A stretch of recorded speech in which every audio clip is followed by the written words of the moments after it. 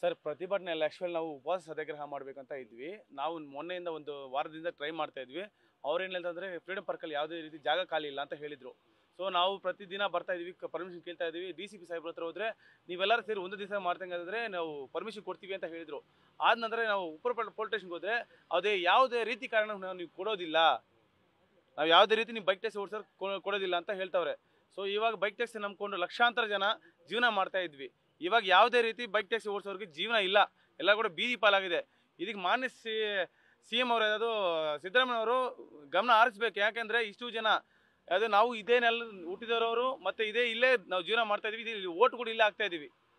ಆದರೂ ಕೂಡ ನಮ್ಮ ಬೈಕ್ ಟ್ಯಾಕ್ಸಿ ಚಾಲಕರ ಪರವಾಗಿ ಯಾರು ಕೂಡ ಮಾತಾಡ್ತಾ ಇಲ್ಲ. ನಾವು ಅಟ್ಲೀಸ್ಟ್ ಯಾವುದೇ ರೀತಿ ನೀವು ನ್ಯಾಯ ಕೊಡ್ಸೋಕ್ಕಾಗಿದೆ, ನಮ್ಗೆ ಅಟ್ಲೀಸ್ಟ್ ಪರ್ಮಿಷನ್ ಕೊಟ್ಬಿಡಿ, ಎಲ್ಲರೂ ಸತ್ತೋಗ್ರಿ ಅಂತ ಹೇಳಿ ಒಂದು 6 ಲಕ್ಷ ಜನ ಇರೋದು ಸತ್ತೋಗಕ್ಕೆ ರೆಡಿ ಕೂಡ ಇದ್ದೀವಿ. ಯಾಕಂದರೆ ನಮ್ಗೆ ಜೀವನ ಇಲ್ಲ. ಇವಾಗ ನಮ್ಮ ಕುಟುಂಬಗಳು ಹೆಂಗೆ ಪರಿಸ್ಥಿತಿ ಅಂದರೆ ಒಂದೊಂದರ EMI ಕಟ್ಟಬೇಕು, ಮಕ್ಕಳು ಫೀಸ್ ಕಟ್ಟಬೇಕು, ಸಾಲ ಕೊಡಬೇಕು, ಎಲ್ಲದನ್ನು ಕೊಡೋಕೆ ನಮ್ಗೆ ಈಗ ದುಡ್ಡಿಲ್ಲ.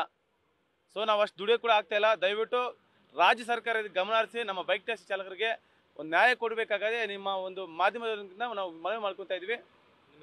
ಸರ್ ಆದಿನಾರಾಯಣ ಅಂತ ಸರ್.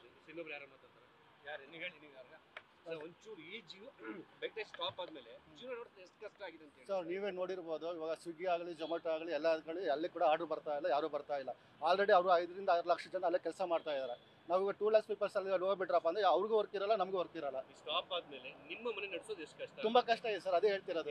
ಇವಾಗ ಹೆಂಗಪ್ಪ ಅಂದ್ರೆ ನಮ್ಗೆ ಅರ್ನ್ ಮಾಡಕ್ ಆಗ್ತಾ ಇಲ್ಲ, ಒಂದು 100 ರೂಪಾಯಿ ಕೊಟ್ಟು ದುಡಿಯಕ್ಕೆ ಆಗ್ತಾ ಇಲ್ಲ, ಅಷ್ಟು ಡಿಫಿಕಲ್ಟ್ ಆಗೈತೆ. ಮಕ್ಳು ಫೀಸ್ ಬಂತು, ರೂಮ್ ಮತ್ತೆ ಮನೆ ರೆಂಟ್ ಕಟ್ಟಬೇಕು, ತುಂಬಾ ಅಂದ್ರೆ ತುಂಬಾ ಡಿಫಿಕಲ್ಟ್ ಆಗುತ್ತೆ. ಫ್ಯಾಮಿಲಿ ನಡೆಸೋಕೆ ಕೂಡ ಆಗ್ತಾ ಇಲ್ಲ. ಆಕ್ಚುಲಿ ಬೆಂಗಳೂರಿಗೆ ಇರೋಕ್ಕೂ ಆಗ್ತಿಲ್ಲ ನಮ್ಗೆ, ಆ ಥರ ಸಿಚುವೇಶನ್ ಆಗೈತೆ. ದಯವಿಟ್ಟು ನಿಮ್ಮ ಮುಖಾಂತರ ಕೇಳೋದೇನಪ್ಪ ಅಂದರೆ ನಿಮ್ಗೆ ಸರ್ಕಾರ ತಿಳಿಸಿ, ನೀವೇ ತಿಳಿಸ್ಬೇಕು. ಏನಿದ್ರು ನಮ್ಮ ಕೈ ಒಳಗೆ ನಾವು ಪ್ರಯತ್ನ ಪಟ್ಟಿದ್ದೀವಿ. ನಿಮ್ಮ ಕಡೆ ನೀವು ಸ್ವಲ್ಪ ಪ್ರೆಸರ್ ಹಾಕಿದ್ರೆ ನೀವು ಗೌರ್ಮೆಂಟ್ ಏನು ಕೇಳ್ಬೋದು ಅಂತ ನಾನು ಕೇಳ್ಕೊತಿದ್ದೀನಿ ಸರ್. ಮಕ್ಕಳು ಫೀಸ್ ಕಟ್ಟೋದು ತುಂಬ ಕಷ್ಟ ಆಗಿದೆ, ಅಡ್ಮಿಷನ್. ಹೌದು ಸರ್, ಅಡ್ಮಿಷನ್ ಓಪನ್ ಆಗೈತೆ, ಫೀಸ್ಗೆ ಕಟ್ಟಕ್ಕಾಗ್ತಿಲ್ಲ, ಮನೆ ರೆಂಟ್ ಕಟ್ಟಕ್ಕಾಗ್ತಿಲ್ಲ, ಅದು ಪೆಟ್ರೋಲ್ ಹಾಕೋಕ್ಕಾಗ್ತಿಲ್ಲ. ಬಿಟ್ಬಿಡಿ, 100 ರೂಪಾಯಿ ಪೆಟ್ರೋಲ್ ಹಾಕೋಕ್ಕಾಗ್ತಿಲ್ಲ ನಮ್ಮ ಕೈಲಿ. ಆ ಥರ ಸಿಚುವೇಶನ್ ಐತೆ. ಏನು ಸಮಸ್ಯೆ ಆಗ್ತದೆ ಅಟ್ಲೀಸ್ಟು ಎಲ್ಲರಿಗೂ ಗೊತ್ತಿರೋ ವಿಷಯನ ಬೈಕ್ ಟ್ಯಾಕ್ಸಿ ನಿಲ್ಲಿಸಿದ್ದಾರೆ ಅಂತ ಹೇಳಿ ಯಾವುದೇ ರೀತಿ ನಮಗೆ ನ್ಯಾಯ ಕೊಡದೆ ಆದರೂ ಯಾವುದೇ ರೀತಿ ನಮ್ಮ ಹತ್ರ ಬಂದು ಭೇಟಿ ಆಗಿದೆ.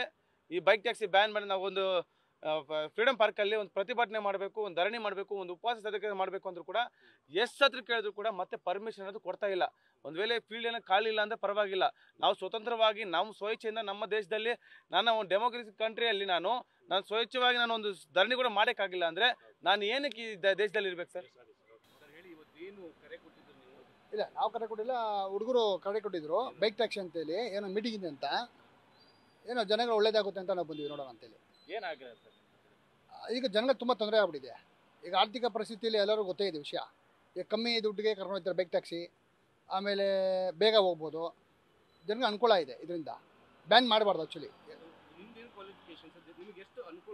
ಅಲ್ಲ, ಇದು ಎಲ್ರಿಗೂ ಅನುಕೂಲ, ನಾವು ಒಬ್ಬರಿಗೆ ಅಂತಲ್ಲ. ಅಲ್ಲ, ವ್ಯಕ್ತಿವಾಗಿ ಹೇಳ್ಬೋದು, ಅದು ಜನರಲ್ ಆಗಿ ಹೇಳ್ಬೇಕು ನಾವು. ಯಾಕಂದ್ರೆ ಜನರಲ್ ಆಗಿ ಏನಿದೆ ಅದು ಹೇಳ್ಬೇಕಲ್ವ ನಾವು, ಒಬ್ರಿಗೆ ಇಬ್ಬರಿಗೆ ಅಂತಲ್ಲ. ಈಗ ಜನಗಳಿಗೆ ಆಗ್ಬೋದು. ಈಗ ಎಷ್ಟೋ ಜನ ಲಾಯರ್ಗಳು ಕೆಲಸ ಮಾಡ್ತಾರೆ ಇದರಲ್ಲಿ, ಲಾಯರ್ಸ್ಗಳು, ಮಾರ್ಕೆಟಿಂಗ್ ಕೆಲಸ ಮಾಡೋರು ಎಷ್ಟೋ ಜನ ಬಂದಿದ್ದಾರೆ. 2 ವರ್ಷ ಹಿಂದೆನೇ ಇದೇ ಒಂದು ಫ್ರೀಡಮ್ ಪಾರ್ಕಲ್ಲಿ ಒಂದು ಪ್ರತಿಭಟನೆ ಮಾಡಿದ್ರು ಎಲ್ಲ ಸೇರಿ. ನಮ್ಮದು 10ನೇ ಕ್ಲಾಸು. ಹೌದು, ಇಲ್ಲಿ ಕ್ವಾಲಿಫಿಕೇಷನ್ಗಿಂತ ಜನಗಳಿಗೆ ಉದ್ಯೋಗ ಸಿಗುತ್ತಾ? ಲಕ್ಷಾಂತರ ಜನ ಕೆಲಸ ಮಾಡ್ತಾ ಇದ್ದಾರೆ.